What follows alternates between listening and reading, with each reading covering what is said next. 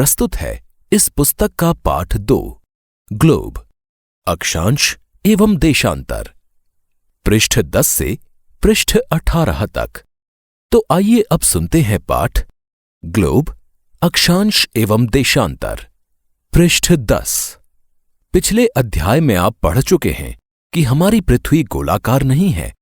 यह उत्तर एवं दक्षिण ध्रुवों पर थोड़ी चपटी तथा मध्य में थोड़ी उभरी हुई है। क्या आप कल्पना कर सकते हैं कि यह कैसी दिखती है? इस संबंध में जानकारी प्राप्त करने के लिए आप अपनी कक्षा में सावधानीपूर्वक ग्लोब को देखिए। ग्लोब पृथ्वी का लघु रूप में एक वास्तविक प्रतिरूप है। यहां चित्र में ग्लोब की 3 छवियों को दिखाया गया है, जिसमें अक्षांश एवं देशांतर रेखाओं को दर्शाया गया है। साथ ही तीसरे चित्र में पृथ्वी के अक्ष को दिखाया गया है। ग्लोब विभिन्न आकार एवं प्रकार के हो सकते हैं। बड़े ग्लोब जो आसानी से एक स्थान से दूसरे स्थान नहीं ले जाए जा सकते, पॉकेट में रखने योग्य छोटे ग्लोब तथा गुब्बारे जैसे ग्लोब जिनमें हवा भरी जा सकती है एवं आसानी से एक स्थान से दूसरे स्थान ले जाए जा सकते हैं। ग्लोब स्थिर नहीं होते हैं। इसे उसी प्रकार घुमाया जा सकता है जैसे कुम्हार का पहिया या लट्टू घूमता है। ग्लोब पर देशों, महाद्वीपों तथा महासागरों को उनके सही आकार में दिखाया जाता है। पृथ्वी के समान किसी गोले पर किसी बिंदु की स्थिति का वर्णन करना कठिन है। अब प्रश्न यह उठता है कि इस पर किसी स्थान की स्थिति कैसे बताई जा सकती है? इसके लिए हमें कुछ बिंदुओं एवं रेखाओं के संदर्भ की आवश्यकता होती है। आप देखेंगे कि एक सुई ग्लोब में झुकी हुई अवस्था में स्थित होती है, जिसे अक्ष कहा जाता है। ग्लोब पर वे 2 बिंदु जिनसे होकर सुई गुजरती है, उत्तर तथा दक्षिण ध्रुव हैं। ग्लोब को इस सुई के चारों ओर पृथ्वी की भांति पश्चिम से पूर्व की ओर घुमाया जा सकता है। लेकिन याद रखें, इन दोनों में एक अंतर है। पृथ्वी पर वास्तव में ऐसी कोई सुई नहीं होती है। यह अपने अक्ष पर चारों ओर घूमती है, जो एक काल्पनिक रेखा है। एक अन्य काल्पनिक रेखा भी ग्लोब को 2 बराबर भागों में बांटती है। आओ कुछ करके सीखें। एक बड़ा सा गोलाकार आलू या गेंद लें। स्वेटर बुनने वाली सलाई को इसके अंदर घुसा दें। यह सलाई ग्लोब पर दर्शाए गए अक्ष के अनुरूप है। अब आप इस आलू या गेंद को उसके अक्ष पर बाएं से दाएं घुमा सकते हैं। पृष्ठ 11। इसे विषुवत वृत्त कहा जाता है। पृथ्वी के उत्तर में स्थित आधे भाग को उत्तरी गोलार्ध तथा दक्षिण वाले आधे भाग को दक्षिणी गोलार्ध कहा जाता है। ये दोनों बराबर के आधे भाग होते हैं। इस प्रकार विषुवत वृत्त पृथ्वी पर एक काल्पनिक वृत्त बनाती है एवं यह पृथ्वी पर विभिन्न स्थानों की स्थिति बताने का सबसे महत्वपूर्ण संदर्भ बिंदु है। विषुवत वृत्त से ध्रुवों तक स्थित सभी समानांतर वृत्तों को अक्षांश या समानांतर रेखाएं कहा जाता है। अक्षांशों को अंश में मापा जाता है। विषुवत वृत्त 0 अंश अक्षांश को दर्शाती है। चूंकि विषुवत वृत्त से दोनों तरफ ध्रुवों के बीच की दूरी पृथ्वी के चारों ओर के वृत्त का 1/4 है, अतः इसका माप होगा 360 अंश का 1/4 यानी 90 अंश।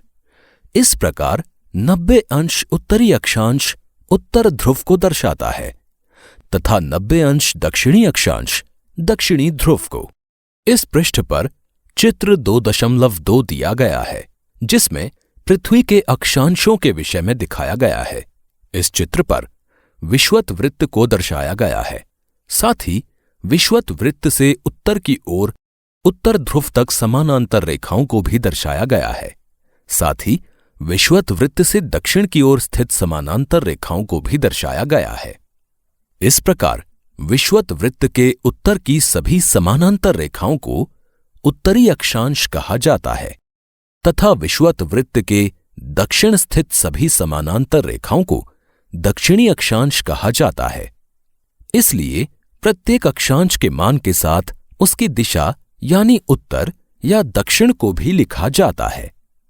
सामान्यतः इसे उ या द अक्षर से व्यक्त किया जाता है। उदाहरण के लिए महाराष्ट्र में चंद्रपुर एवं ब्राजील दक्षिण अमेरिका में बेलो होरिजोंटे दोनों एक ही अक्षांश 20 अंश पर स्थित हैं, लेकिन चंद्रपुर विषुवत वृत्त के 20 अंश उत्तर में एवं बेलो होरिजोंटे विषुवत वृत्त के 20 अंश दक्षिण में स्थित है। इसलिए हम कहते हैं चंद्रपुर 20 डिग्री उत्तर अक्षांश पर तथा बेलो होरिजोंटे 20 डिग्री दक्षिण अक्षांश पर स्थित है। चित्र 2.2 से स्पष्ट है कि जैसे जैसे हम विषुवत वृत्त से दूर जाते हैं, अक्षांशों का आकार घटता जाता है। महत्वपूर्ण अक्षांश यानी समानांतर रेखाएं। इस पृष्ठ पर चित्र 2.3 में महत्वपूर्ण अक्षांश एवं ताप कटिबंध दर्शाए गए हैं।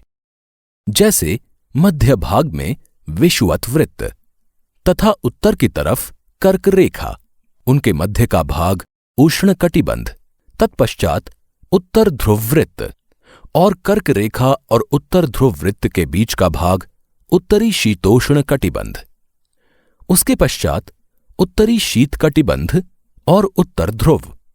इसी प्रकार विषुवत वृत्त तथा दक्षिण में मकर रेखा, इसी प्रकार विषुवत वृत्त और उसके ठीक नीचे मकर रेखा, इसी प्रकार और नीचे दक्षिण में दक्षिण ध्रुव वृत्त, मकर रेखा और दक्षिण ध्रुव वृत्त के बीच का भाग दक्षिणी शीतोष्ण कटिबंध, इसके पश्चात दक्षिणी शीत कटिबंध तथा दक्षिण ध्रुव।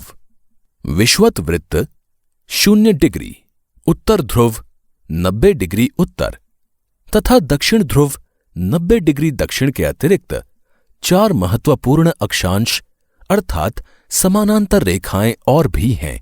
ये हैं पृष्ठ संख्या 12। पहला, उत्तरी गोलार्ध में कर्क रेखा 23.5 डिग्री उत्तर। दूसरा, दक्षिणी गोलार्ध में मकर रेखा 23.5 डिग्री दक्षिण। तीसरा, विषुवत वृत्त के 66.5 डिग्री उत्तर में उत्तर ध्रुव वृत्त। चौथा, विषुवत रेखा के 66.5 डिग्री दक्षिण में दक्षिण ध्रुव वृत्त। पृथ्वी के ताप कटिबंध। कर्क रेखा एवं मकर रेखा के बीच के सभी अक्षांशों पर सूर्य वर्ष में एक बार दोपहर में सिर के ठीक ऊपर होता है, इसलिए इस क्षेत्र में सबसे अधिक ऊष्मा प्राप्त होती है तथा इसे उष्ण कटिबंध कहा जाता है। कर्क रेखा तथा मकर रेखा के बाद किसी भी अक्षांश पर दोपहर का सूर्य कभी भी सिर के ऊपर नहीं होता है। ध्रुव की तरफ सूर्य की किरणें तिरछी होती जाती हैं। इस प्रकार उत्तरी गोलार्ध में कर्क रेखा एवं उत्तर ध्रुव वृत्त तथा दक्षिणी गोलार्ध में मकर रेखा एवं दक्षिण ध्रुव वृत्त के बीच वाले क्षेत्र का तापमान मध्यम रहता है, इसलिए इन्हें शीतोष्ण कटिबंध कहा जाता है। उत्तरी गोलार्ध में उत्तर ध्रुव वृत्त एवं उत्तरी ध्रुव तथा दक्षिणी गोलार्ध में दक्षिण ध्रुव वृत्त एवं दक्षिणी ध्रुव के बीच के क्षेत्र में ठंड बहुत होती है, क्योंकि यहां सूर्य क्षितिज से ज्यादा ऊपर नहीं आ पाता है, इसलिए ये शीत कटिबंध कहलाते हैं। इस पृष्ठ पर चित्र 2.4 अ और चित्र 2.4 ब दिखाए गए हैं। दोनों चित्रों में एक बोर्ड दर्शाया गया है जिस पर टॉर्च का प्रकाश पड़ रहा है। चित्र अ में बोर्ड को टॉर्च के प्रकाश के 90 डिग्री के कोण पर रखा गया है, अतः टॉर्च से निकलने वाला प्रकाश बोर्ड पर ज्यादा नहीं फैल रहा। इस चित्र अ के नीचे लिखा गया है, सीधी सतह पर टॉर्च का प्रकाश तेज तथा कम क्षेत्र पर फैलता है। इसी प्रकार चित्र ब में बोर्ड को काफी तिरछा कर दिया गया है, जिससे टॉर्च का प्रकाश समानांतर न पड़ के काफी तिरछा पड़ रहा है। इसकी वजह से टॉर्च का प्रकाश बोर्ड पर काफी अधिक क्षेत्र में फैल रहा है। चित्र ब के नीचे लिखा गया है, तिरछी सतह पर टॉर्च का प्रकाश कम तेज परंतु अधिक क्षेत्र में फैलता है। देशांतर क्या है? किसी स्थान की स्थिति को बताने के लिए उस स्थान के अक्षांश के अतिरिक्त कुछ और जानकारियों की आवश्यकता भी होती है। आप देख सकते हैं कि प्रशांत महासागर में स्थित टोंगा द्वीप एवं हिंद महासागर में स्थित मॉरिशस द्वीप एक ही अक्षांश 20 डिग्री दक्षिण पर स्थित हैं। उनकी सही स्थिति जानने के लिए यह पता करना होगा कि उत्तर ध्रुव को दक्षिण ध्रुव से जोड़ने वाली संदर्भ रेखा से पूर्व या पश्चिम की ओर इन स्थानों की दूरी कितनी है। इन संदर्भ रेखाओं को देशांतरीय याम्योत्तर कहते हैं तथा उनके बीच की दूरी को देशांतर के अंशों में मापा जाता है। इस पृष्ठ पर चित्र 2.5 दिया गया है, जिसमें पृथ्वी के ग्लोब पर देशांतर रेखाओं को दर्शाया गया है, साथ ही उनके अंशों को भी लिखा गया है। पृष्ठ 13। प्रत्येक अंश को मिनट में तथा मिनट को सेकंड में विभाजित किया जाता है। ये अर्धवृत्त हैं तथा उनके बीच की दूरी ध्रुवों की तरफ बढ़ने पर घटती जाती है एवं ध्रुवों पर 0 हो जाती है, जहां सभी देशांतरीय याम्योत्तर आपस में मिलती हैं। अक्षांश या समानांतर रेखाओं से भिन्न सभी देशांतरीय याम्योत्तरों की लंबाई समान होती है, इसलिए इन्हें सिर्फ मुख्य संख्याओं में व्यक्त करना कठिन था। तब सभी देशों ने निश्चय किया कि ग्रीनिच, जहां ब्रिटिश राजकीय वेधशाला स्थित है, से गुजरने वाली याम्योत्तर से पूर्व और पश्चिम की ओर गिनती शुरू की जाए। इस याम्योत्तर को प्रमुख याम्योत्तर कहते हैं। इसका मान 0 डिग्री देशांतर है तथा यहां से हम 180 डिग्री पूर्व या 180 डिग्री पश्चिम तक गणना करते हैं। प्रमुख याम्योत्तर तथा 180 डिग्री याम्योत्तर मिलकर पृथ्वी को 2 समान भागों, पूर्वी गोलार्ध एवं पश्चिमी गोलार्ध में विभक्त करती हैं। इसलिए किसी स्थान के देशांतर के आगे पूर्व के लिए अक्षर पू तथा पश्चिम के लिए अक्षर प का उपयोग करते हैं। यह जानना रोचक होगा कि 180 डिग्री पूर्व और 180 डिग्री पश्चिम याम्योत्तर एक ही रेखा पर स्थित हैं।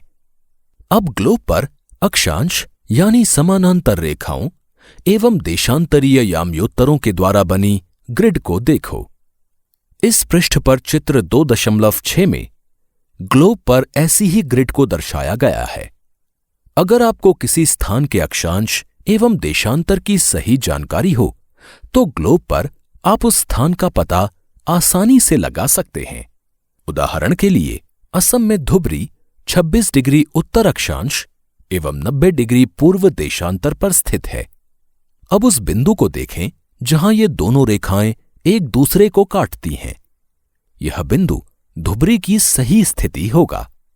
इसको समझने के लिए कागज पर समान दूरी वाली क्षैतिज तथा ऊर्ध्वाधर रेखाएं खींचिए, जैसा कि अगले पृष्ठ पर मौजूद चित्र 2.7 में दर्शाया गया है। ऊर्ध्वाधर रेखाओं को संख्या 1, 2, 3, 4 से तथा क्षैतिज रेखाओं को क, ख, ग, घ, ङ अक्षरों से व्यक्त करें। जिन बिंदुओं पर ये ऊर्ध्वाधर एवं क्षैतिज रेखाएं एक दूसरे को काटती हैं, वहां कुछ छोटे वृत्त खींचिए। इन छोटे वृत्तों को अ, ब, स, द तथा ध नामों से व्यक्त कीजिए। मान लीजिए कि ऊर्ध्वाधर रेखाएं पूर्व देशांतरों एवं क्षैतिज रेखाएं उत्तरी अक्षांशों को व्यक्त करती हैं। आओ कुछ करके सीखें। एक वृत्त खींचिए। मान लीजिए कि प्रमुख याम्योत्तर इसे 2 बराबर भागों में बांटती है। पूर्वी गोलार्ध एवं पश्चिमी गोलार्ध को रंगकर नामांकित कर दीजिए। उसी प्रकार एक दूसरा वृत्त खींचिए जिसे विषुवत वृत्त 2 बराबर भागों में बांटे। अब उत्तरी गोलार्ध एवं दक्षिणी गोलार्ध को रंग दीजिए। पृष्ठ 14।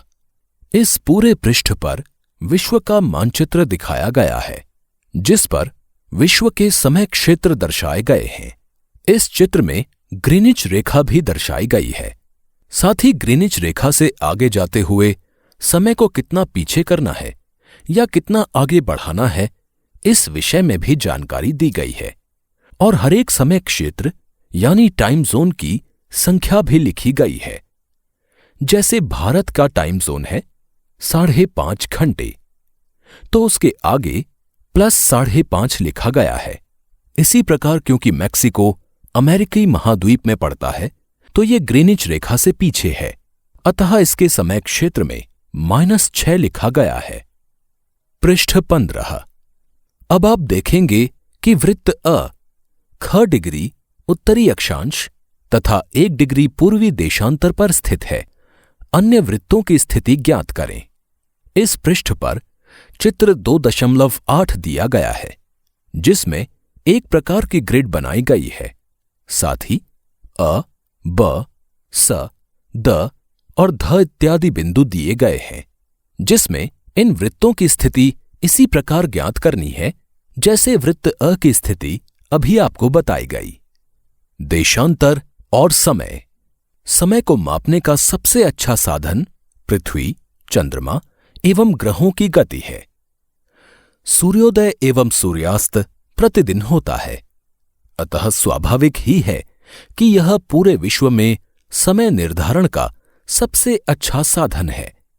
स्थानीय समय का अनुमान सूर्य के द्वारा बनने वाली परछाई से लगाया जा सकता है, जो दोपहर में सबसे छोटी एवं सूर्योदय तथा सूर्यास्त के समय सबसे लंबी होती है। ग्रीनिच पर स्थित प्रमुख यामयोत्तर पर सूर्य जिस समय आकाश के सबसे ऊंचे बिंदु पर होगा, उस समय यामयोत्तर पर स्थित सभी स्थानों पर दोपहर होगी। चूंकि पृथ्वी पश्चिम से पूर्व की ओर चक्कर लगाती है, अतः वे स्थान जो ग्रीनिच के पूर्व में हैं, उनका समय ग्रीनिच समय से आगे होगा तथा जो पश्चिम में हैं, उनका समय पीछे होगा। यहां पुनः चित्र 2.8 को आप देख सकते हैं। समय के अंतर की दर की गणना निम्नलिखित विधि से की जा सकती है। पृथ्वी लगभग 24 घंटे में अपने अक्ष पर 360 डिग्री घूम जाती है, अर्थात वह 1 घंटे में 15 डिग्री एवं 4 मिनट में 1 डिग्री घूमती है। इस प्रकार जब ग्रीनिच में दोपहर के 12 बजते हैं, तब ग्रीनिच से 15 डिग्री पूर्व में समय होगा 15 × 4 = 60 मिनट, अर्थात ग्रीनिच के समय से 1 घंटा आगे, अर्थात वहां दोपहर का 1 बजा होगा। लेकिन ग्रीनिच से 15 डिग्री पश्चिम का समय ग्रीनिच समय से 1 घंटा पीछे होगा, यानी वहां सुबह के 11 बजे होंगे। इसी प्रकार जब ग्रीनिच पर दोपहर के 12 बजे होंगे, उस समय 180 डिग्री पर मध्य रात्रि होगी। किसी भी स्थान पर जब सूर्य आकाश में अपने उच्चतम बिंदु पर होता है, दोपहर में उस समय घड़ी में दिन के 12 बजते हैं। इस प्रकार घड़ी के द्वारा दिखाया गया समय उस स्थान का स्थानीय समय होगा। आप देख सकते हैं कि दिए गए देशांतरीय यामयोत्तर पर सभी स्थानों का स्थानीय समय समान है। हम मानक समय क्यों मानते हैं? अलग अलग यामयोत्तर पर स्थित स्थानों के स्थानीय समय में अंतर होता है। पृष्ठ 16। उदाहरण के लिए बहुत से देशांतरों से होकर गुजरने वाली रेलगाड़ियों के लिए समय सारणी तैयार करना कठिन होगा। भारत में गुजरात के द्वारका तथा असम के डिब्रूगढ़ के स्थानीय समय में लगभग 1 घंटा 45 मिनट का अंतर होगा। इसलिए यह आवश्यक है कि देश के मध्य भाग से होकर गुजरने वाली किसी यामयोत्तर के स्थानीय समय को देश का मानक समय माना जाए। इस यामयोत्तर रेखा के स्थानीय समय को पूरे देश का मानक समय माना जाता है। भारत में 82.5 डिग्री पूर्व अर्थात 82 डिग्री 30 मिनट पूर्व को मानक यामयोत्तर माना गया है। इस यामयोत्तर के स्थानीय समय को पूरे देश का मानक समय माना जाता है। इसे भारतीय मानक समय के नाम से जाना जाता है।